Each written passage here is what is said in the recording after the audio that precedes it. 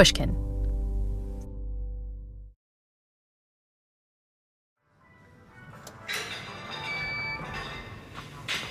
Surveys show that this year's top New Year's resolution, the thing that more than 50% of folks who made January resolutions have committed to getting more of in 2023, is exercise.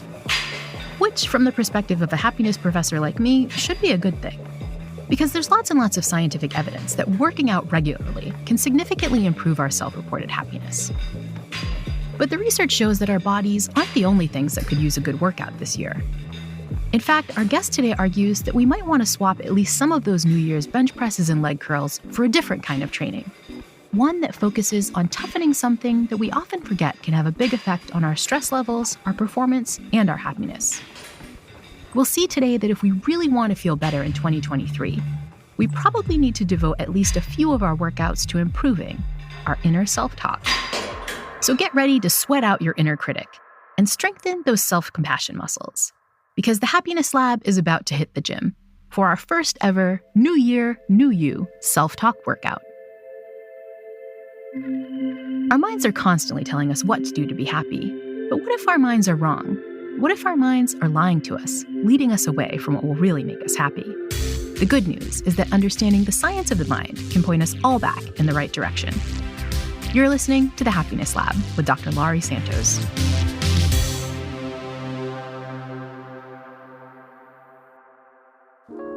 A lot of people live in that space of putting themselves down all the time.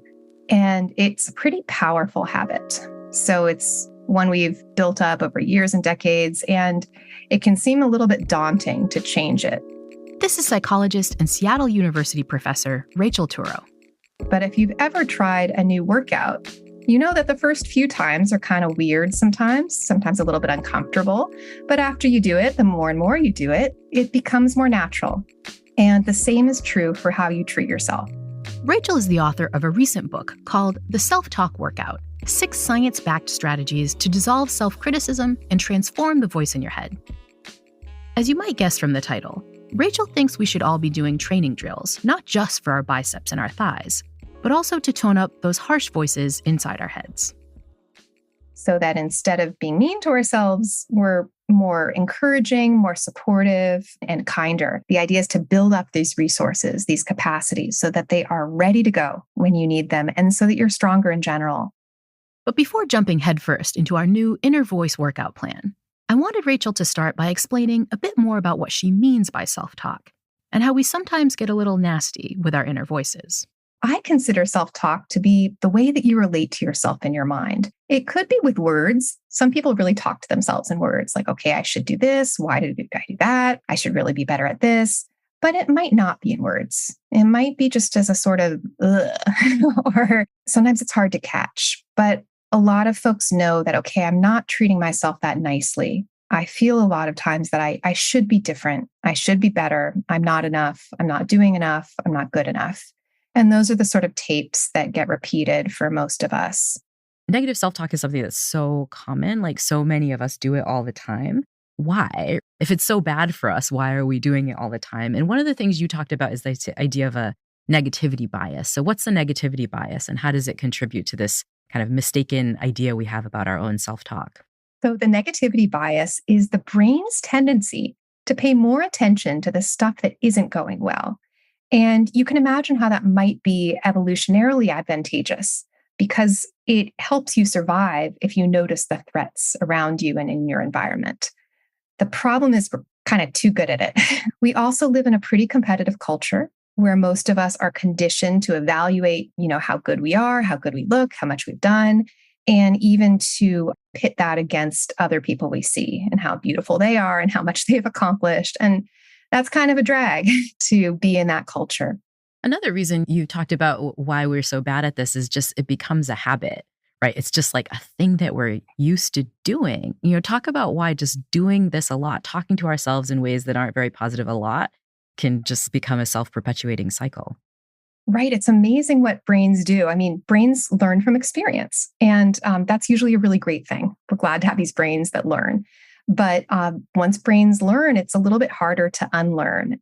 Just like, you probably put on your pants the same leg at a time, and that's fine. But other habits are really challenging. And Self-criticism, I'm kind of thinking of it these days as the smoking of mental health, that it's not so much, okay, how did you start smoking? Who gave you your first cigarette? Of course, those things are bad. But like smoking, self-criticism, once it gets going, it sort of takes on a life of its own. Once the pathways are established, they are vulnerable to this automatic activation. So we're very efficient. We automatically go to these mental places that we're used to going to. They're sort of like our mental homes. I think a final reason that a lot of us are so self-critical, I mean, I know this is definitely true for me, is that we kind of have the sense that it works. We kind of have this theory that like, if we just scream at ourselves and really belittle ourselves, then that will actually get us motivated to change. Is this the correct intuition? Is this the kind of thing you see a lot? Well, I completely agree with you that people believe that. People think that their self-criticism keeps them sharp and motivated and accountable. And that maybe without it, we would just, sit on the couch all day and eat bonbons. We wouldn't do anything. And the research shows that self-criticism is strongly associated with depression, stress, and anxiety. So even if it did motivate us, I don't think it would be worth it. But it's actually not associated with motivation. So people are more motivated to improve themselves if they practice self-compassion. That is being kind and encouraging towards yourself. And you can kind of see how that works, Say you're writing a cover letter to apply to a new job. If you're beating yourself up the whole time, you got to get this written. This is bad. You got to do a better letter. You could see yourself kind of wanting to step away from your computer and go do something else. But if you relate to yourself in a kind and supportive way and say, I know this isn't the most fun thing, but you can do it. You've written other cover letters before, no problem. Let's do another sentence. Great. You can see how that could be a more positive way of relating to yourself. So it's not so much that, you lose motivation or that you're giving yourself permission to never do anything. You're trying to be a good friend to yourself, a friend who wants you to succeed, who wants you to take action aligned with your goals. If Rachel's idea of talking to yourself like a good friend sounds appealing, then you're in luck. Because when we get back from the break, we'll hear about how we can work towards more of this kind, positive self-talk in the new year. We'll learn about the exact training we need to strengthen our inner voices and some practical workouts and exercises we can use to relate to ourselves in a healthier way. The Happiness Lab will be right back.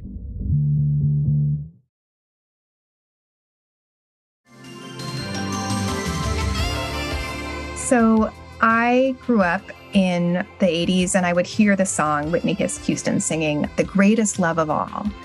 The greatest love of all is happening to me." And it was about loving yourself.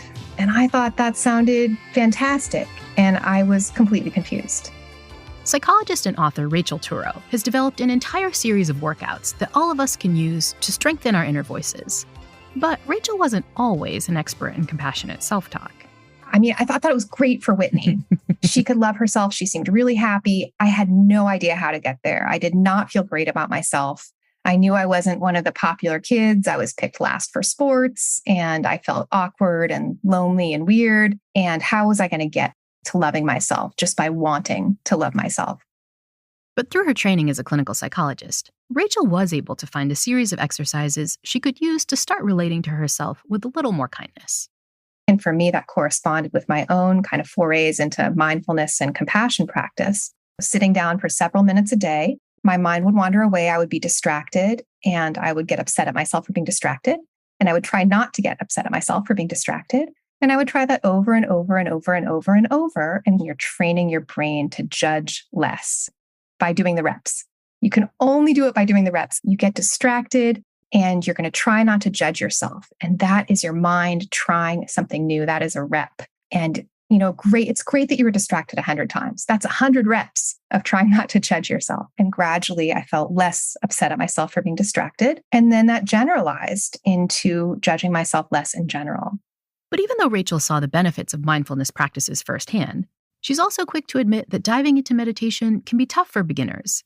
So if your harsh inner voice hasn't hit the gym in a while, she recommends starting off your self-talk workouts a bit more simply.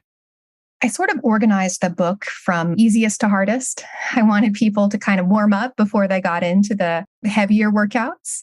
So I start with just one breath.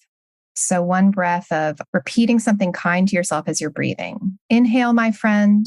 Exhale, my friend, for example. We do know that changing your breathing on purpose can sometimes reduce stress.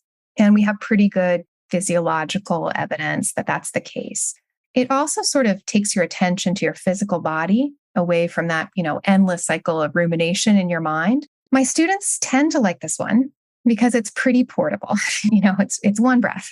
So it seems doable, and you can modify it. You don't have to call yourself your friend, or you could use a different language. But even just the phrase, inhale, my friend, exhale, my friend, you can't really beat yourself up in the same second that you're calling yourself your friend. So it can serve to just kind of pause or interrupt what's happening. And sometimes that pause is really helpful. And practicing it again during times of kind of just regular times, not when you're totally stressed out, can make that resource more available. So then if you are in, a lot of traffic or something difficult happens, it's right there. You're kind of used to it. Okay. Inhale, my friend. Exhale, my friend. Okay. What do I need to do next? And I think this is one of the most powerful aspects of this workout metaphor that we've been thinking about for self-talk, right? It's like if you're doing these reps regularly, when you really need it, they're there for you. Like if you're practicing on the treadmill once a week, if you really have to sprint out of traffic or get somewhere quickly because you're running late for your flight, now all of a sudden it becomes easier. And I know this is something that you mentioned specifically with this Inhale My Friend practice when it comes to kind of dealing with stressful moments with your own kids. Talk a little bit about like when you've used it in more stressful times yourself. Oh my gosh, so often. My kids now are 3, 6, and 9. So you can imagine at breakfast, everybody wants their 4 different things in the same moment. So in between fetching this and that, I just like to say, inhale, my friend, exhale, my friend. It's also kind of fun to do in a really difficult moment, if somebody's screaming or crying. Just, you don't want to take half an hour. You need to respond to what's happening. But often one breath is available. So that's the kind of inhale, my friend, breathing technique. Another technique that you've talked about is what I love, which is known as the spot the success technique. Tell me a little bit about this one. We have this culture of accomplishment. I think it can really be coming from a good place. But I think that the trap that we fall into is feeling so bad that we're not far enough along, that we haven't done as much as we would like. And then that sort of self-critical attitude about it can drag us down. So to counteract that emphasis on what we haven't done, how we're not doing enough, there's a practice that I like called spot the success, where instead you notice 10 things, no matter how small, that you have done that have contributed in a good way to yourself, to somebody else, or to the world. And you're not evaluating, you're just acknowledging, okay, I got out of bed, great.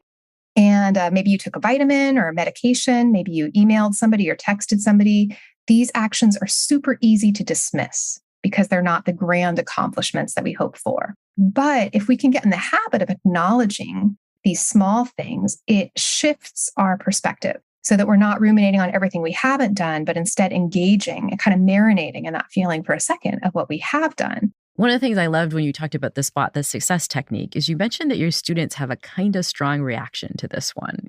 So when my students practice spot the success, their first urge is to dismiss it.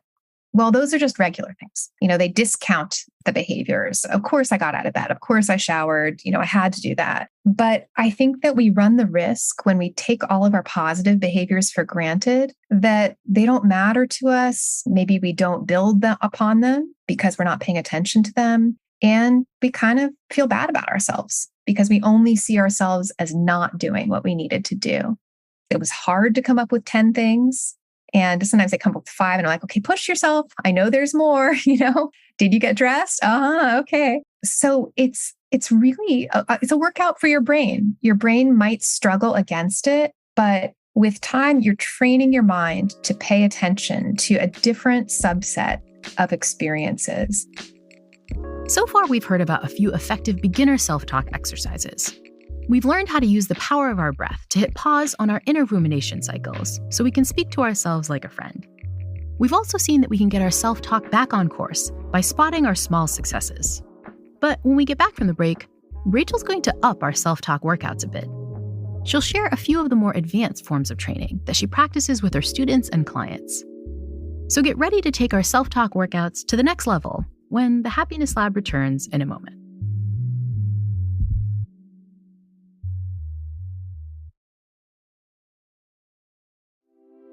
Paying attention to your breath and spotting small successes can be a great way to begin strength training your inner voice. But if you really want to take your self-talk to the next level, you need to deal with one of the biggest hurdles to treating yourself kindly: judgment. You know, that inner monologue that tells you that this situation sucks and you're not doing good enough, and why do you keep screwing up anyway? Rachel thinks that achieving a healthier inner voice and being kind to yourself requires finding practices to soften these kinds of judgments. And one of her favorite workouts for doing that involves getting a little curious. How can curiosity help us with judgment? Well, curiosity gives us another kind of mental habit, something different to chew on, right? We're just kind of used to chewing on the judgment. I like this, I don't like that. But yeah, what if you notice something curiously? And one fun way to do this, I think, for students especially who are struggling to pay attention in class, I like an exercise of noticing 10 things in the room that you're in right now that you haven't noticed before. I mean, you're probably in a room that you've been in many times, but if I look at my ceiling, there's variations in the plaster. Maybe you can notice your feet right now. Your feet can often be pretty neutral. How do they feel in your socks? Can you notice the position of your toes? And with practice, you can really cultivate this ability to notice without judging. I like to say there's more in this moment. There's always something else to notice. So if you're ever having a moment that just doesn't feel like a wonderful moment, there are different strategies to get through that moment. Maybe you're in a boring movie you went to with a friend and you kind of wish that you weren't there. Well, there might be something else to notice in that moment. You could, notice the costumes a little bit more in the movie, or, you could notice the feeling of the texture of the seat. So you do have some choices with respect to what you notice. And sometimes noticing those neutral things can help you survive or endure a moment of suffering. A final practice I wanted to talk about is one that you refer to as allowing all emotions skillfully. What does this mean and how do we do it? It sounds amazing, allowing all emotions skillfully. I know there's a lot of talk lately about, okay, you should allow your feelings or feel your feelings. And, I'm a psychologist, so I like that idea. Okay, feel your feelings. It's okay to have feelings. The problem is it's easy to get lost in them. Feelings are just really tough. Emotions are intense, and it can feel like you're swallowed up by them or overwhelmed by them.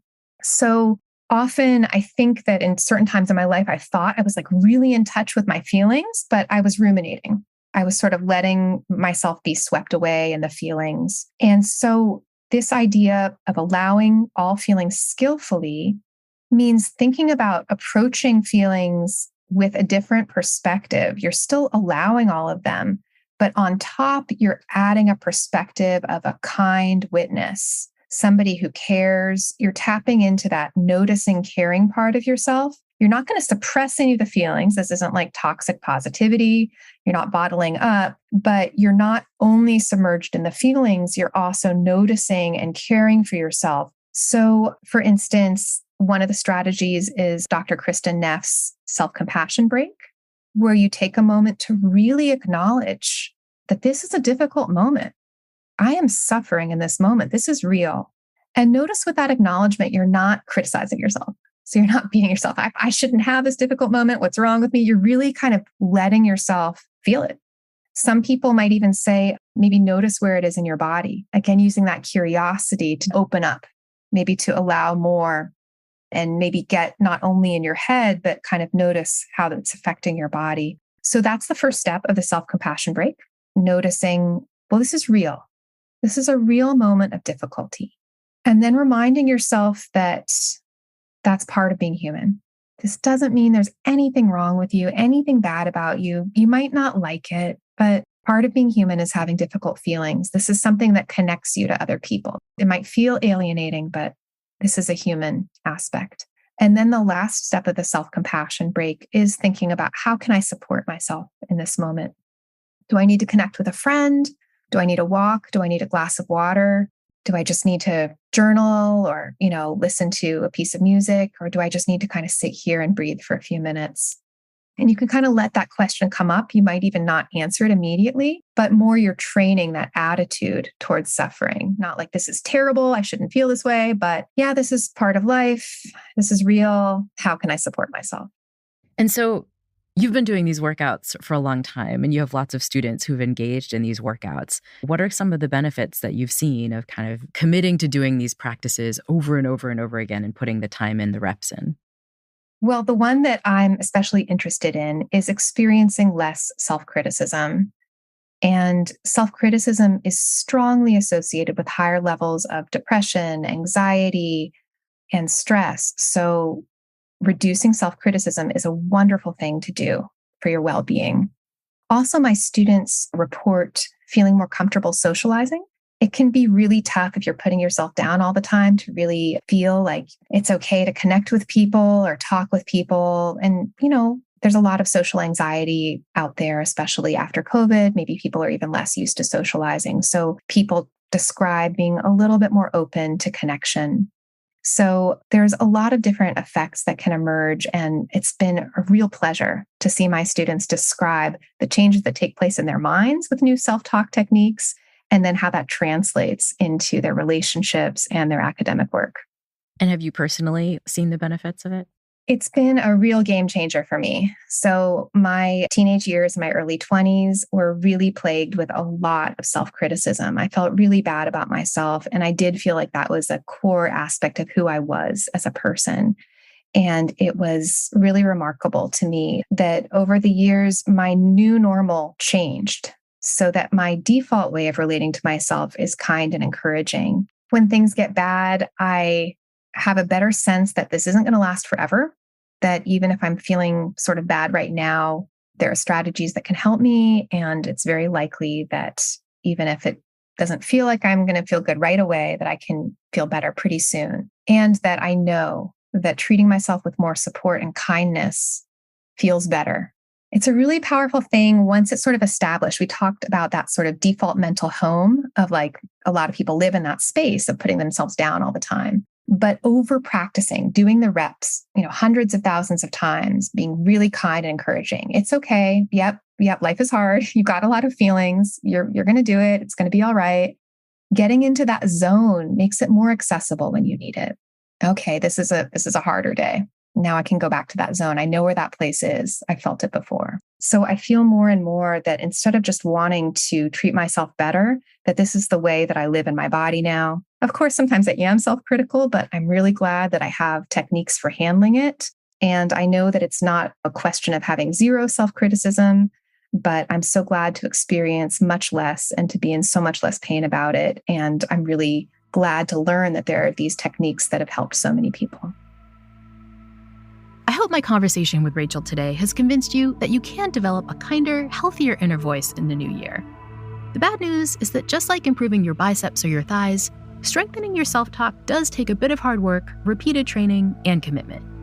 But the good news is that you can start seeing improvements surprisingly quickly, even with a self-talk workout as simple as taking one intentional breath. Next week, we'll tackle ways to better listen to and strengthen our inner voice when it comes to another New Year's stressor, our jobs. We'll see that a better work-life harmony is possible if we use the right strategies to renegotiate our relationship with work. So I hope you'll be back soon to hear the next special New Year's season episode of The Happiness Lab with me, Dr. Laurie Santos. Until then, let's hit the self-talk gym. Why don't you inhale, my friend? And exhale, my friend. Inhale, my friend. And exhale, my friend. Inhale, my friend. And exhale, my friend.